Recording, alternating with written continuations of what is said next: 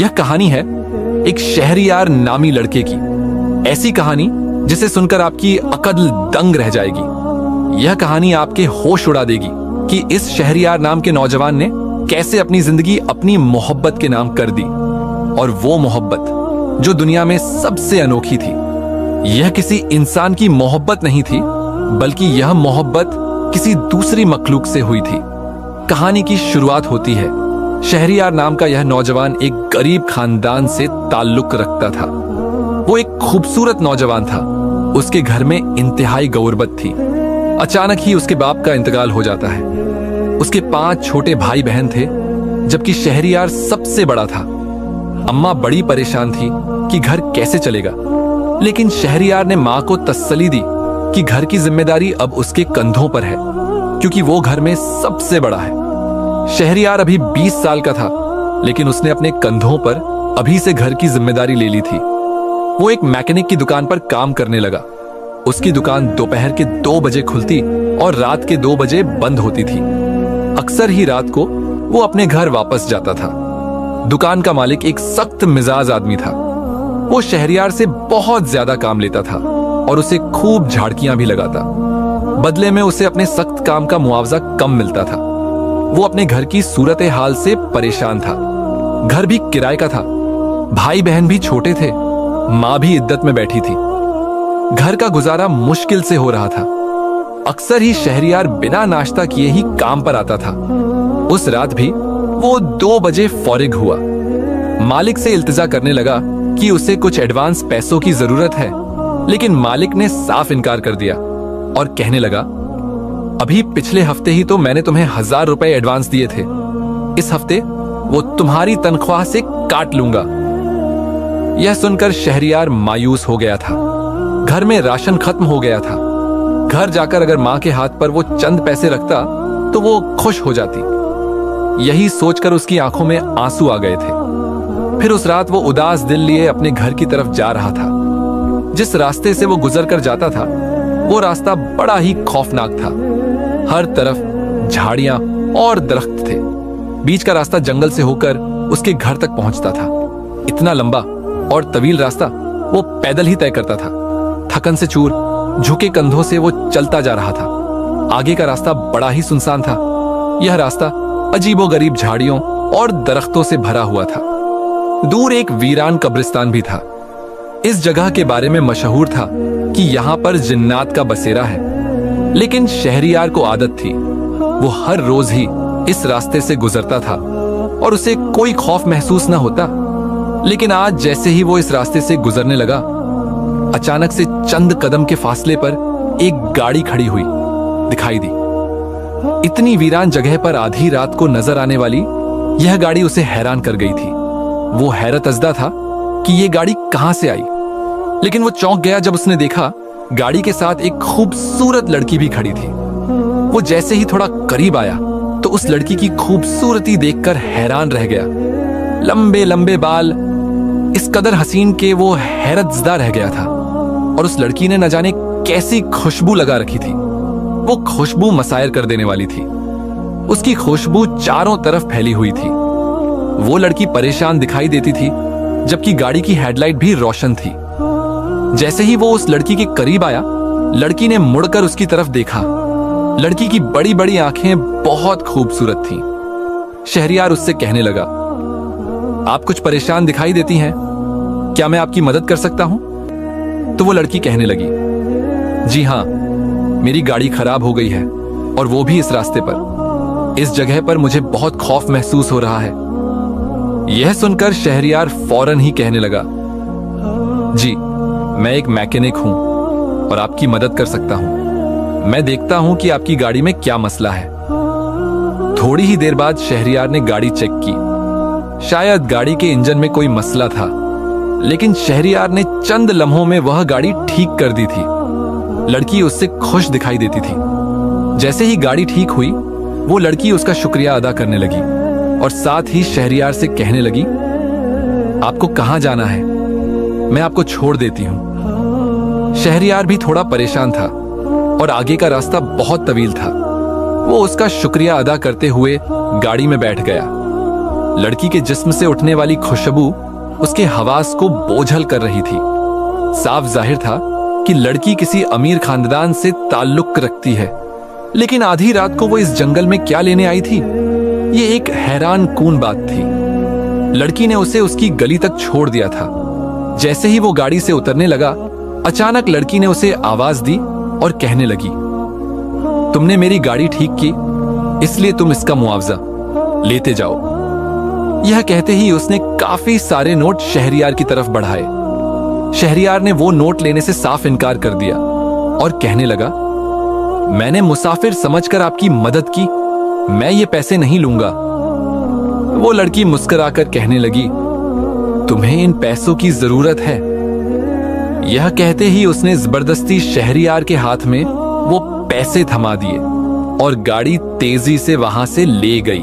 शहरियार दिल में सोचने लगा कि आज उसने मालिक से एडवांस का कहा था, लेकिन उसने इनकार कर दिया था। शायद ये कोई मेहरबान परी थी जो उसकी मदद करने आई थी। उसने वो सारे पैसे माँ के हाथ पर रख दिए थे। माँ ने खुश होकर वो पैसे थाम लिए थे। उन पैसों से उसके घर का राशन आ जाता। फिर 1-2 दिन गुजरे थे जब उसी रास्ते से गुजरते हुए शहरियार को वो तेज खुशबू महसूस हुई। वो हैरान था कि ये खुशबू कहां से आ रही है। अचानक उसे याद आया कि ये खुशबू तो उसी लड़की के वजूद से आ रही थी जो उस रात उसे इसी रास्ते पर मिली थी। लेकिन आज यहां कोई भी नहीं था और ये खुशबू बहुत तेज थी। अभी वो कुछ कदम आगे बढ़ा ही था कि अचानक उसे अपने पीछे पायल की छन छन की आवाज सुनाई देने लगी, जैसे कोई लड़की उसके पीछे पीछे आ रही हो। जब वो पलटा तो हैरान रह गया। काले कपड़ों में लिपटी वही लड़की उसके पीछे पीछे चलती आ रही थी। अपने पीछे आती इस लड़की को देखकर वो हैरान था। लड़की मुस्कुराकर उसे देखे जा रही थी, फिर कहने लगी, मैं तुम्हारा ही यहां इंतजार कर रही थी। शहरयार ये सुनकर और हैरान रह गया। वो लड़की बहुत खूबसूरत और बहुत अमीर लग रही थी, फिर वो उसका इंतजार क्यों कर रही थी? अब शहरयार खामोशी से उसे देख रहा था। फिर लड़की कहने लगी, तुम मुझे बहुत अच्छे लगे हो, तुम इस दुनिया से बहुत अलग हो, क्या तुम मुझसे दोस्ती करोगे? वैसे भी मुझ पर गमों का पहाड़ टूटा है। शहरयार ये सुनकर और चौंक गया कि इतनी खूबसूरत और अमीर लड़की उससे दोस्ती करना चाहती है। वो तुरंत कहने लगा, क्यों नहीं, अगर आपको मेरे जैसे दोस्त की जरूरत है तो मैं ये दोस्ती करने के लिए तैयार हूं। ये सुनकर लड़की खुश नजर आ रही थी। फिर वो शहरयार से कहने लगी, चलो तुम मेरे साथ चलो, मैं तुम्हें एक नदी के पास ले जाना चाहती हूं। वो नदी यहां से थोड़ी दूर है। ये सुनकर शहरयार थोड़ा घबरा गया था, क्योंकि आधी रात का वक्त था। उसे घर जाने की जल्दी थी। लेकिन लड़की ने चूंकि उस पर एहसान भी किया था पैसे देकर और दोस्ती का हाथ भी बढ़ाया था, इसलिए वो उसके साथ जाने से इनकार न कर सका। लड़की उसे लेकर नदी के पास आ गई थी और उसने काले रंग के कपड़े पहन रखे थे जो रात के अंधेरे में बहुत अजीब लग रहे थे। लड़की के बाल बहुत लंबे थे, घुटनों तक आते हुए, और उन बालों को देखकर खूबसूरती के बजाय एक अजीब सा डर महसूस हो रहा था। ऊपर से जंगल में उसकी पायल की छन छन की आवाज बहुत डरावनी लग रही थी। लेकिन शहरयार अपने सारे डर को भुलाकर उस लड़की के साथ नदी पर आ गया था। वो लड़की लगातार चांद को देखे जा रही थी। फिर अचानक उसने शहरयार की तरफ देखा और कहने लगी, दरअसल मेरा घर यहां से थोड़ी दूर है। मैं अपनी जिंदगी में बहुत अकेली हूं। मैं अपने घर में अकेली रहती हूं। कई साल पहले मैंने अपने परिवार को छोड़ दिया था। यह सुनकर शहरयार हैरान रह गया कि कोई इस जंगल में लड़की अकेले कैसे रह सकती है। वो थोड़ा घबराकर कहने लगा, लेकिन आप यहां अकेले क्यों रहती हैं? इस जगह पर तो बिल्कुल भी आबादी नहीं है। यह सुनकर लड़की अजीब से अंदाज में मुस्कुराई और कहने लगी, मुझे इस जंगल में सुकून मिलता है। यहां से थोड़ी ही दूर मेरा घर है, मैं वहीं रहती हूं। लेकिन मुझे अभी एक दोस्त की जरूरत है। मेरे पास दौलत की कोई कमी नहीं, बस एक दोस्त की कमी है जो तुम्हारी सूरत में पूरी हो गई। उस रात चांद की चमकती चांदनी में वो देर तक शहरयार से बातें करती रही। रात गहराती जा रही थी। अब शहरयार घर जाना चाहता था, इसलिए वो उससे इजाजत लेने लगा। लड़की ने मुस्कुराकर उसे इजाजत दे दी थी, लेकिन जाते जाते अचानक शहरयार पलटा और उससे कहने लगा, तुमने अपना नाम तो बताया ही नहीं, क्या नाम है तुम्हारा? लड़की मुस्कुराकर कहने लगी, मेरा नाम नीलम है। नीलम से मिलकर शहरयार अब अपने घर आ गया था, लेकिन वो रात को अपने बिस्तर पर लेटा तो उसी के बारे में सोचने लगा। फिर ये सोचकर हैरान रह गया कि कोई लड़की भला एक जंगल में कैसे रह सकती है। लेकिन वो लड़की बहुत ही खूबसूरत थी। वो मुस्कुरा रहा था। नीलम उसे अच्छी लगी थी। सोचते सोचते शहरयार गहरी नींद सो गया था। लेकिन उस रात अचानक ही उसके छोटे बहन भाई बुरी तरह चीखने लगे। वो आधी रात को डर कर उठे थे। शहरयार भी उठकर बैठ गया, जबकि उसकी माँ भी डरी हुई लग रही थी। वो अपने बच्चों से पूछ रही थी कि वो क्यों इतना चिल्ला रहे हैं। तभी उसका छोटा भाई कहने लगा, मैंने अभी अभी एक लड़की को देखा है। उसके बाल बहुत लंबे थे और वो बहुत डरावनी लग रही थी। ये सुनकर उसकी माँ हैरान रह गई। शहरयार हंसकर कहने लगा, माँ, उसने कोई डरावना सपना देखा होगा जिसे देखकर ये डर गए हैं। लेकिन उसकी माँ परेशान थी कि उसके सारे बच्चे आज रात क्यों इतना डर गए हैं, किस चीज ने उन्हें इतना भयभीत किया है। फिर अक्सर ही शहरयार नीलम से मुलाकातें करने लगा। लेकिन एक रात जब वो घर आया तो घर में राशन भरा हुआ था। वो अपनी माँ से हैरानी से कहने लगा, इतना राशन कहां से आया? मैं तो इतने पैसे नहीं लाता हूं। उसकी माँ कहने लगी, बेटा, मुझे हर रोज ही तुम्हारे तकिए के नीचे से बहुत सारे पैसे मिलते हैं। वो सारे पैसे मैंने जमा कर लिए थे, उन्हीं से मैंने सारा राशन ले लिया है। ये सुनकर शहरयार हैरान रह गया था, क्योंकि वो कोई भी पैसे अपने तकिए के नीचे नहीं रखता था। तो फिर वो पैसे आए कहां से थे? ये बात हैरान कर देने वाली थी। एक दिन जोरदार बारिश हो रही थी, लेकिन आज भी उसके काम की छुट्टी नहीं थी। बारिश में चूंकि गाड़ियां ज्यादा खराब होती हैं, इसलिए वर्कशॉप पर बहुत ज्यादा भीड़ थी। रात के 2 बजे जब कहीं जाकर मालिक ने उसे छुट्टी दी थी, वो बरसती बारिश में घर जा रहा था। उसी रास्ते से गुजरते हुए अचानक उसकी नजर दरख्त के नीचे खड़ी उस लड़की पर पड़ी थी। वो नीलम ही थी, जो तेज बारिश में भी उसका इंतजार कर रही थी। शहरयार के सारे कपड़े भीग चुके थे और वो बारिश में भीगने की वजह से कांप रहा था। नीलम ने उसे एक छतरी दी और कहने लगी, मैं तुम्हारा ही इंतजार कर रही थी। मुझे पता था कि तुम्हारे पास छतरी नहीं होगी। ये लो, तुम ये ले जाओ। उसने अपनी छतरी शहरयार को दे दी थी। शहरयार उसकी मोहब्बत पर हैरान रह गया, जबकि नीलम खुद बारिश में भीगती रही और शहरयार उसे वहीं छोड़कर घर आ गया। उसकी माँ उसका शिद्दत से इंतजार कर रही थी। फिर उस रात उसकी माँ ने एक अजीब सी बात कही, शहरयार, मुझे अपने घर में कुछ अलग महसूस हो रहा है। ऐसा लगता है जैसे हमारे घर में कोई दूसरा भी रह रहा है। ये सुनकर शहरयार हैरान रह गया था। वो हैरत से माँ से कहने लगा, तुम ऐसा क्यों कह रही हो? तो उसकी माँ कहने लगी, क्योंकि मुझे भी वो लड़की दिखाई दी है। वो बहुत खौफनाक है, उसके बाल बहुत लंबे हैं। कल रात जब मैं आधी नींद में थी तो मैंने उसे हमारे घर के आंगन में चक्कर लगाते देखा था। मुझे लगता है हमें ये घर छोड़ देना चाहिए। ये सुनकर शहरयार कहने लगा, नहीं नहीं, ये सब आपका वहम है। इतने कम किराए में हमें कोई दूसरा घर नहीं मिलेगा।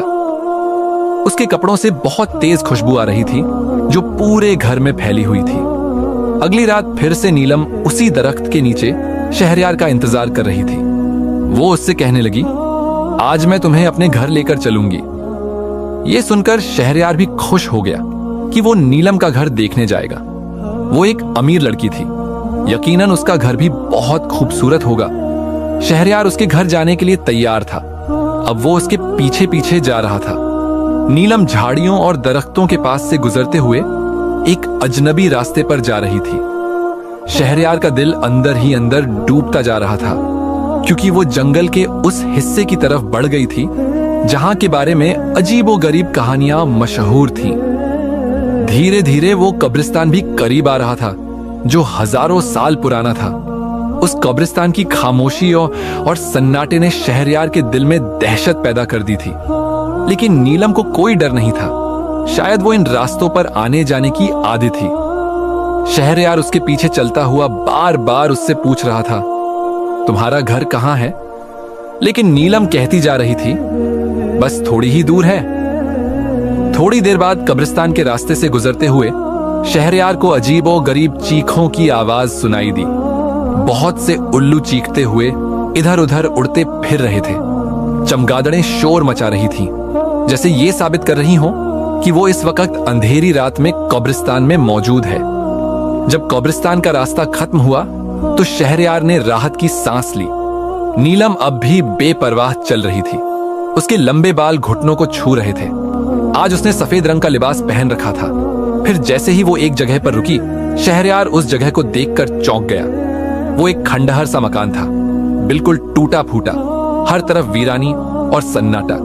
उस अंधेरी रात में ये खंडहर देखकर शहरयार के होश उड़ गए। वो डरे हुए लहजे में नीलम से कहने लगा, तुम्हारा घर कहाँ है? ये तुम मुझे कहाँ ले आई हो? नीलम अचानक उसकी तरफ पलटी। उसकी आंखें बड़ी अजीब लग रही थीं। फिर वो कहने लगी, यही खंडहर ही मेरा घर है, मैं यहीं रहती हूं। अब शहरयार के पांव तले जमीन खिसक गई थी। वो हैरानी से कहने लगा, कोई इस घर में भला कैसे रह सकता है? ये घर नहीं बल्कि एक खंडहर है। तुम यहां कैसे रह सकती हो? नीलम ये सुनकर अजीब अंदाज में मुस्कुराई और कहने लगी, मैं यहीं पर रहती हूं। मेरा ठिकाना यही खंडहर है। मैं इंसानों की बस्ती में गई थी अपने लिए किसी इंसान को तलाशने, और मेरी तलाश अब पूरी हो गई। तुम्हारी सूरत में मुझे एक खूबसूरत इंसान का साथ मिल गया। मैं तुमसे मोहब्बत करती हूं शहरयार, क्या तुम मेरा साथ स्वीकार करते हो? शहरयार हैरानी से कहने लगा, मैंने तुमसे पहले ही दोस्ती के लिए हां कह दी थी, लेकिन तुम इस जगह को छोड़कर मेरे घर चलो। यहां अकेली तुम कैसे रह सकती हो? वो उसे समझाने की कोशिश कर रहा था। नीलम सर झुकाकर कहने लगी, नहीं नहीं, मैं इस जगह को छोड़कर कहीं नहीं जा सकती। ये खंडहर ही मेरा ठिकाना है। बस तुम मुझे ऐसे ही अपना लो। अगर मैं तुम्हारे घर में रही तो मेरा राज सबको मालूम हो जाएगा, और मैं अपना राज किसी के सामने लाना नहीं चाहती। यह सुनकर शहरयार हैरान रह गया था। वह हैरत से कहने लगा, कैसा राज?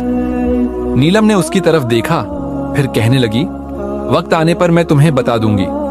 बस तुम मुझसे दोस्ती करने के लिए तैयार हो। जैसे ही नीलम ने अपना हाथ शहरयार की तरफ बढ़ाया, शहरयार ने उसका हाथ थामना चाहा, लेकिन उसके पूरे वजूद को एक झटका सा लगा। नीलम का हाथ बहुत ही डरावना था, बिल्कुल काला, और उस पर काले काले बाल थे। वह डर भरे लहजे में नीलम से कहने लगा, ये तुम्हारा हाथ इतना काला क्यों है? देखते ही देखते नीलम का पूरा शरीर बालों से ढक गया था। धीरे धीरे उसका पूरा वजूद काला पड़ता जा रहा था, लेकिन उसका चेहरा अब भी हसीन था। तभी आसमान पर बादल गरजे और उसके सामने एक काली बदली आई। चांद की रोशनी अंधेरे में बदल गई। नीलम जल्दी से खंडहर की ओर भागी और बोली, अब मैं बाद में तुमसे मिलने आऊंगी, अभी मेरे जाने का वक्त हो गया है। वह खंडहर के अंदर भाग गई थी, जबकि शहरयार हैरत से उसे देखता रह गया। वह सोचने लगा, अंदर नीलम कहां गई होगी? मुझे उसे ढूंढना चाहिए।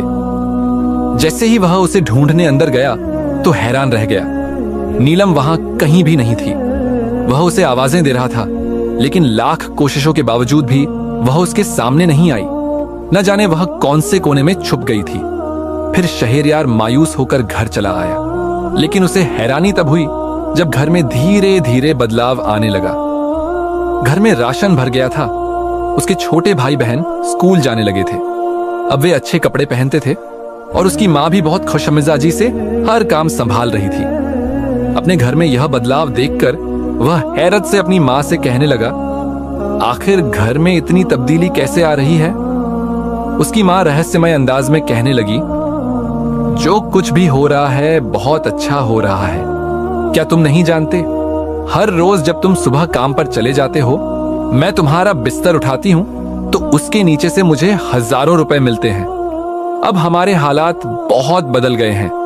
लगता है खुदा ने हमारा हाथ थाम लिया है। शहरयार ये सुनकर दंग रह गया था। उसे अपने घर की तब्दीली अच्छी तो लग रही थी, लेकिन वह हैरान था कि आखिर ये सब हो क्या रहा है। पहले उसके भाई बहन डरते थे और कहते थे कि इस घर में एक लड़की का साया है। कभी कभी वो उसकी माँ के सामने भी आ जाती थी, लेकिन अब वे डरते नहीं थे। बल्कि बहुत खुश नजर आते थे। दिन ब दिन शहरयार के हालात बदलते जा रहे थे। फिर कई दिन गुजर गए। नीलम उससे मिलने नहीं आई, लेकिन अब शहरयार उसे मिलने को बेताब था। आखिरकार उसकी ये बेचैनी इतनी बढ़ गई कि वह उसे तलाश करने के लिए उसी खंडहर में चला आया। आधी रात का समय था। हर तरफ वीरानी और सन्नाटा छाया हुआ था। हालांकि कब्रिस्तान के पास से गुजरते हुए उसे बहुत डर लगा था, लेकिन नीलम से मिलने की चाहत में उसने अपने डर को पीछे छोड़ दिया था। वह खंडहर में खड़ा होकर नीलम को आवाजें दे रहा था। कहां चली गई हो तुम नीलम? देखो, तुमने मुझसे दोस्ती की और उसे अधूरा छोड़ दिया। मैं तुमसे मिलने आया हूं, तुम्हारा दोस्त शहरयार। अचानक ही खंडहर के अंदर से एक आवाज आई। वापस चले जाओ शहरयार, मैं तुम्हारे सामने नहीं आ सकती, क्योंकि मेरा एक ऐसा राज है, अगर तुम्हें पता चल गया तो तुम मुझसे नफरत करने लगोगे। यह सुनकर शहरयार हैरान रह गया था। वह कहने लगा, कैसा राज? मुझे बताओ। मैं तुमसे वादा करता हूं, तुम जो कुछ भी बताओगी, मैं हरगिज तुमसे नफरत नहीं करूंगा। थोड़ी ही देर बाद उसे अपने पीछे पायल की छन छन की आवाज सुनाई दी, और वही खास खुशबू जो नीलम के साथ आती थी। वह समझ गया कि नीलम उसके पीछे है। जैसे ही वह पलटा, नीलम उसके सामने खड़ी थी। आज उसने लाल रंग का जोड़ा पहन रखा था। फिर वह शहरयार से कहने लगी, अगर तुम सच्चे हो तो आज मैं लाल रंग का जोड़ा पहनकर आई हूं। चलो मंदिर में चलकर मुझसे शादी कर लो। यह सुनकर शहरयार हैरान रह गया। वह नीलम से कहने लगा, मंदिर में मैं कैसे जा सकता हूं? मैं एक मुसलमान हूं। नीलम यह सुनकर अजीब से अंदाज में मुस्कुराई और कहने लगी, नहीं, मैं मुसलमान नहीं हूं। क्या तुम मुझसे शादी करने के लिए तैयार हो? शहरयार कहने लगा, हां, मैं तुमसे जरूर शादी करूंगा, लेकिन तुम मेरे साथ मस्जिद में चलो।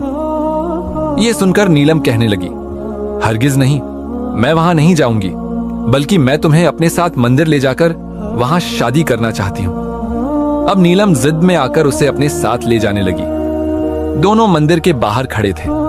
जैसे ही शहरयार अंदर जाने लगा, नीलम ने उसे रोक दिया और कहने लगी, वहां जाने से पहले और मुझसे शादी करने से पहले तुम मेरे बारे में सब कुछ जान लो, मेरी सच्चाई।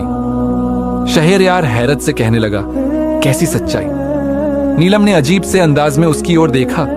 अचानक ही उसका रूप बदल गया था। वह एक खूबसूरत लड़की से एक बहुत ही डरावनी शय में तब्दील हो गई थी। वह अब कोई लड़की नहीं थी, बल्कि एक भयानक जिन्न की तरह लग रही थी। शहरयार हैरान परेशान उसकी तरफ देखता रह गया। नीलम, ये तुम्हें क्या हो रहा है? शहरयार उसे पूछे बिना रह नहीं सका। वो डरावनी आवाज में कहने लगी, यही सच्चाई मैं तुम्हें बताना चाहती हूं शहरयार। दरअसल मैं कोई इंसानी लड़की नहीं, बल्कि एक जिनजादी हूं। मैं एक इंसान से मोहब्बत कर बैठी थी। मैं तुम पर आशिक हो गई थी, तुम्हारी खूबसूरती की वजह से। क्या तुम अब भी मुझसे शादी करना चाहते हो? यह सुनकर शहरयार के होश उड़ गए थे। वो नीलम का डरावना रूप देखकर वहां से भागने लगा। नीलम उसके पीछे पीछे थी, लेकिन शहरयार रुकने का नाम नहीं ले रहा था। अचानक ही उसका सांस फूलने लगा। उसे ऐसा लग रहा था जैसे वो बेहोश होकर गिर जाएगा। वो समझ चुका था कि नीलम एक जिनजादी है, और यह हकीकत जानने के बाद वो हद से ज्यादा डर गया था। आखिरकार वो किसी तरह अपने घर पहुंच गया। कई रातों तक उसे नींद नहीं आई, बल्कि उसे तेज बुखार हो गया था। अब वो काम पर जाने से भी घबराने लगा था। फिर एक रात जब वो सो रहा था, अचानक उसे अपने कानों में नीलम की आवाज सुनाई दी। जैसे ही उसने आंखें खोली, वो डरावने रूप में उसके सामने खड़ी थी। फिर वो नरमी से कहने लगी, मैं तुम्हें डराना नहीं चाहती, बल्कि उस खंडहर का राज बताने आई हूं। वहां खंडहर के एक कमरे में एक खजाना दफन है, वो तुम हासिल कर लेना। मैं तुम्हें उसका पता बताने आई हूं। उसे पाकर तुम्हारी जिंदगी बदल जाएगी, तुम खुशहाल जीवन जी सकोगे। बस मैं यही कहने आई थी, तुम हमेशा खुश रहो। मैं अब कभी तुम्हारे सामने नहीं आऊंगी। नीलम के चेहरे पर उदासी थी। शहरयार हैरानी से उसे देखता रहा, और फिर वो उसके सामने से गायब हो गई। शहरयार ने जब उस खंडहर में जाकर देखा, तो सचमुच वहां एक खजाना दफन था। नीलम, जो एक जिनजादी थी, उसकी मदद करने आई थी। अचानक ही उसकी किस्मत बदल गई थी। अब शहरयार उसे हर जगह तलाश करता, लेकिन वो कहीं भी नजर नहीं आती थी। शायद वो अपनी दुनिया में वापस चली गई थी, उसी दुनिया में जो जिन्नातों की होती है। लेकिन शहरयार की किस्मत बदल गई थी, क्योंकि एक जिनजादी उस पर आशिक होकर इस दुनिया को छोड़कर अपनी दुनिया में लौट गई थी।